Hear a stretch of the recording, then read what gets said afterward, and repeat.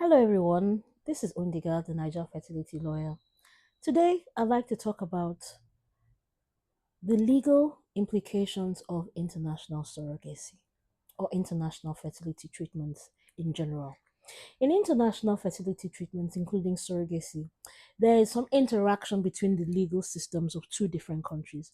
So, on one hand, you have the residence country or the destination country, if you like, the country where one or both of the intending parents live. And then you have, on the other hand, the treatment country, the country where the fertility treatment will take place, where the surrogate lives, and where the child will be born. Now, it's very important before you get on the plane and decide to go anywhere for fertility treatment to find out what the legal position regarding what your plans will be. Because very often it is there's that interaction between the laws of the two different countries, but the laws of the two different countries may not be exactly the same. And in many cases, they might even be incompatible. I'll give you a typical example. In some countries, there are laws that say that international surrogacy are illegal, or there may be some restrictions about commercial surrogacy. Those restrictions and prohibitions may have the effect of rendering it impossible or very difficult for a citizen of that country who goes somewhere else to have a child, to get a passport or pass on their citizenship to that child, or to be able to bring that child back into the country of residence. That is an extreme example, a case of a ban or a prohibition. But most other countries may not necessarily have a complete ban. They may have some requirements and restrictions or qualification criteria that make it difficult for citizens of that country to go abroad and have children through surrogacy.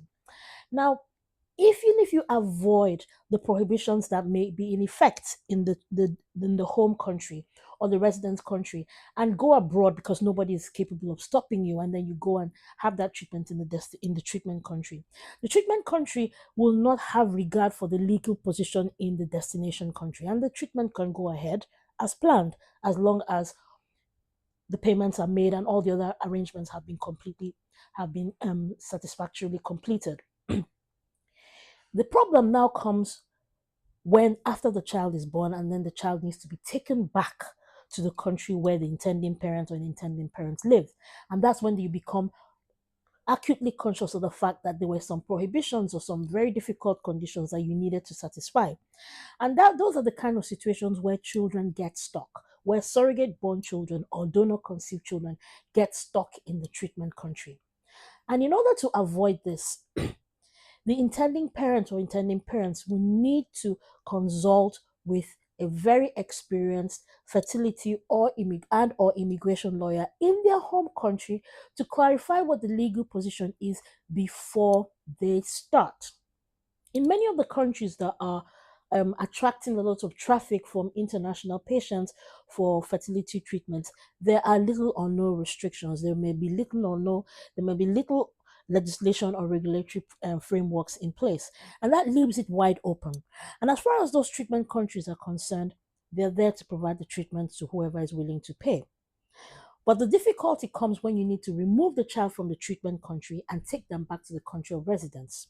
So the advice is always to start from the very beginning and make the legal inquiries before you get on the plane, before you embark on your treatment.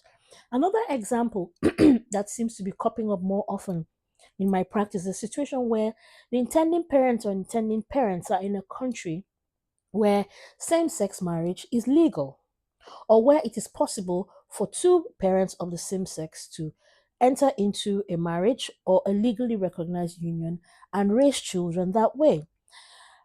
That same situation might not necessarily be applicable in the treatment country.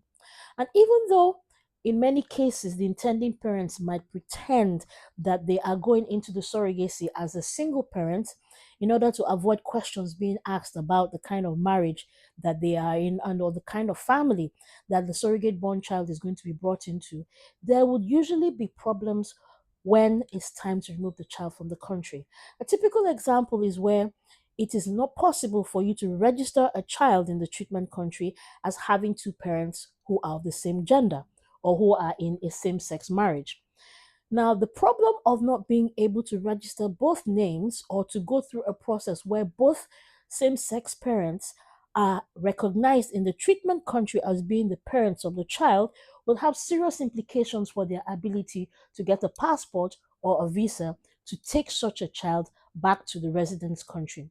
And some of these issues can be avoided by doing a lot of research and due diligence and asking questions even before the treatment starts. Before you choose a country as a treatment country, ask questions about, given your own specific legal and factual circumstances, whether there are going to be any issues with you being able to bring your child back home after the treatment has been concluded. Again, this is Undiga, the Niger fertility lawyer. Take care out there.